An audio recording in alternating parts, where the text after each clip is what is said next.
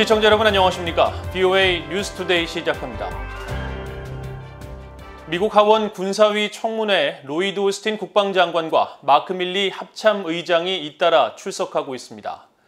오스틴 장관은 미국의 대륙간 탄도미사일 미닛맨3의 개량 사업을 언급하면서 2023년 첫 시험 발사 계획을 밝혔고, 마크 밀리 합참 의장은 괌과 하와이를 포함한 미국 본토에 대한 확실한 방어 역량을 강조했습니다. 첫 소식 이조은 기자가 보도합니다. 미국 하원의 2022 회계연도 국방 예산안 심의 청문회에 출석한 로이드 오스틴 국방장관은 미국의 주력 대륙간 탄도미사일 ICBM 미닛맨3 개량 사업인 지상배치 전략 억제 전력 GBSD 개발 중단 가능성에 대해 선을 그었습니다. The evaluation of the GBSD is something that we will do as a part of or in the context of the nuclear posture review, and we'll take a deliberate and earnest look at where we are and where we need to go in the future. 그러면서 지속적인 평가를 할 것이며 첫 시험 발사는 2023년 계획대로 실시될 예정이라고 밝혔습니다. 청문회에 함께 출석한 마크 밀리 미국 합참의장은 GBSD 예산은 국방부의 우선순위에 계속 포함돼야 한다고 강조했습니다. GBSD를 포함시키는 핵 삼축 체계의 재구성은 국가안보에 매우 중요하기 때문에 GBSD 사업에 대한 지연 없는 지속적인 투자를 통해 공백이 생기지 않도록 해야 한다는 겁니다. 마크 밀리 미국 합참의장은 미국 본토 방어 역량에 대한 자신감을 밝혔습니다. 중국과 러시아 등 그 어떤 나라도 하와이와 괌 방어 예산이 새 국방 예산안의 우선순위에 없다고 해서 이 지역들이 방어되지 않는다고 생각해선 안 된다고 강조했습니다.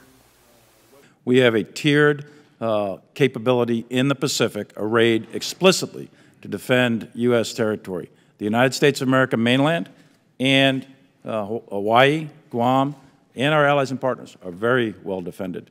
So I don't want anyone to misinterpret that.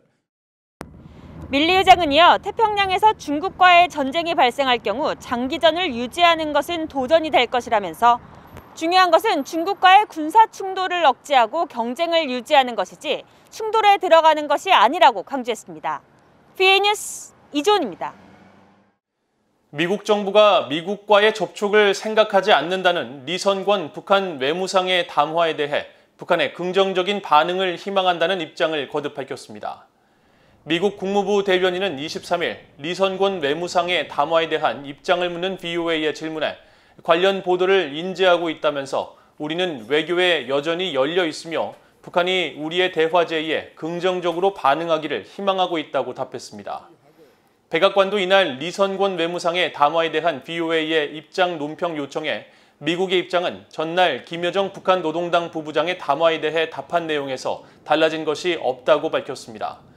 앞서 미국 정부 고위 당국자는 22일 김여정 부부장이 미국의 대화 재개 희망에 거부 의사를 밝힌 데 대해 전제 조건 없이 언제 어디서든 만나자는 우리의 제안은 변함이 없으며 북한이 우리의 제안에 긍정적으로 반응하기를 바란다고 말했습니다.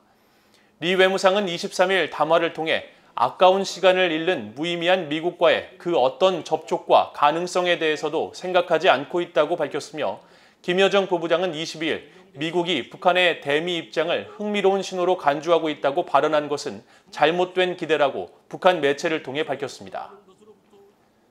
오는 25일은 한국전쟁 발발 71년이 되는 날입니다. 미국의 한국전쟁 참전 용사들은 자유와 민주주의의 승리가 한국전쟁이 남긴 유업이라면서 한국의 눈부신 발전상은 전쟁에서 누가 승리했는지를 명확히 증명하고 있다고 말했습니다. 또 흥남 철수를 도왔던 한 참전 용사는 공산 독재 정권 치하의 모든 북한 주민들이 한국인들처럼 하루속히 자유와 번영을 누리기를 기원한다고 밝혔습니다. 김영권 기자가 보도합니다. 1950년 6월 25일 북한군의 기습 침략으로 한국전쟁은 벌어졌습니다. 이듬해부터 F-84 전투기를 몰고 100회 이상 출격해 한국전쟁에서 수많은 전공을 세웠던 유진 맥클링 주니어 전 대령, 미국 공군 제49 폭격비행단 소속으로 수많은 공중전에 투입되면서 공산군의 주요 시설을 폭격해 불사조란 별명을 얻었고 수훈비행 십자 훈장도 받았습니다. 맥클린 주니어 전 대령은 전후 64년 만인 지난 2017년 한국을 다시 방문한 뒤 큰 자긍심을 갖게 되었다고 말했습니다. I think the South Korean people have done a marvelous job in developing their own democracy.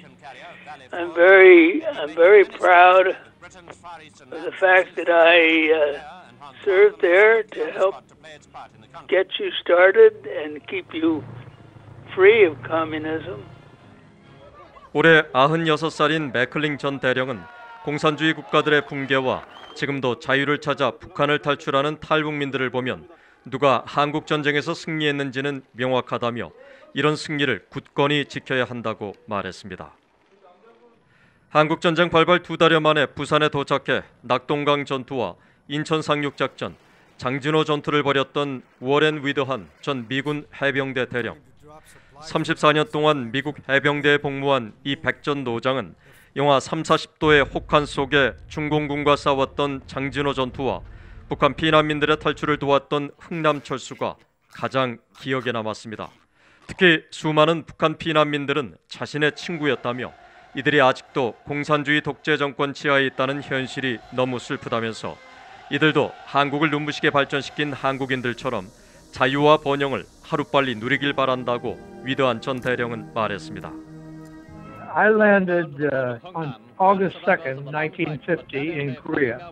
And at that time, Korea was a very desolate country, very, very poor. I have now been back several times, and I am very, very, very impressed with the energy, the enthusiasm, the intelligence of the Korean people. 미국 육군 제3보병사단 소속 포병장교로 38선에서 중공군과 치열하게 싸웠던 레리 카이나드 전 한국전쟁 참전용사협회장은 한국전쟁은 잊힌 전쟁이 아닌 잊힌 승리라고 강조했습니다. Our legacy and my feeling is it needs to be spread broadly across the United States that we did something good, that the Korean War is not the forgotten war, it's the forgotten victory. 카이나드 전 회장은 전쟁의 참혹함과 폐허 속에 눈부시게 발전한 한국이 자랑스럽다면서 이젠 자유를 수호하기 위해 치른 희생의 가치를 다음 세대에게 계속 알리는 노력이 매우 중요하다고 강조했습니다. BA 뉴스 김영걸입니다. 6.25 한국전쟁 당시 북한 인민군에 의해 포로로 붙잡혀 평양에서 전사한 뒤 송환된 신원 미상의 미군 참전용사 유해의 신원을 확인했다고 미국 전쟁포로 실종자 확인국 DPAA가 밝혔습니다. 전쟁포로 실종자 확인국은 22일 보도자료를 통해 1950년 7월 미국 육군 29 보병연대 1대대 D중대의 일원으로 한국전쟁에 참전했던 필립 후가커 일병의 신원을 치과 분석과 인류학적 유전자 감식법을 통해 확인했다고 밝혔습니다. 후가커 일병은 소속 부대가 당시 경상남도 함양군 안이면 일대에서 북한군의 기습을 받은 뒤 실종됐으며 북한 인민군에 의해 포로로 붙잡혀 서울로 옮겨졌다가 나중에 평양에서 사망한 것으로 알려졌습니다. 후가커 일병의 유해는 한국전쟁 정전협정이 이뤄진 뒤 1954년 유엔군 사령부와 북한, 중국이 맺은 전사자 송환협정에 따라 반환됐고 이후 하와이 펀치볼 국립묘지에 무명 용사묘에 안장됐다가 추가 감식을 통해 신원이 확인됐으며 다음 달 가족이 있는 미시간주 리보니아시에 안장될 예정인 것으로 전해졌습니다. 북한이 미국과의 대화 가능성을 거듭 일축하는 가운데 중국과 친밀한 관계를 과시하는 것은 생존을 위해 중국과 관계 강화에 나선 것이라고 미국 전문가들이 분석했습니다. 해리 카지아니스 미국 국익연구소 소장은 23일 VOA에 북한이 최근 중국과 우호 협력 관계를 대외적으로 과시하고 나선 것은 지정학적 이유보다는 생존을 위해서라며 북한은 미국이 중요한 제재 해제를 하지 않을 것이라는 것을 영리하게 간파하고 중국으로부터 식량 지원과 코로나 백신을 최대한 받아야 한다고 지적했습니다. 로버트 매닝 애틀랜틱 카운슬 선임 연구원도 23일 VOA에 최근 북중 밀착 행보에 대해 북한이 중국과 실무적 관계를 유지하는 것은 생존에 필수적이라면서 김정은 국무위원장이 식량난을 인정하고 노동당 회의가 여러 차례 열리는 것은 내부적 혼란이 있음을 나타내고 이런 상황에서 중국의 지원은 핵심적이라고 분석했습니다.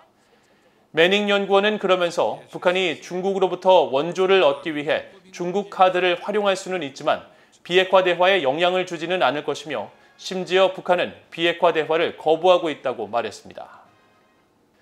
이상으로 VOA 뉴스투데이를 모두 마칩니다. 시청해주신 여러분 고맙습니다.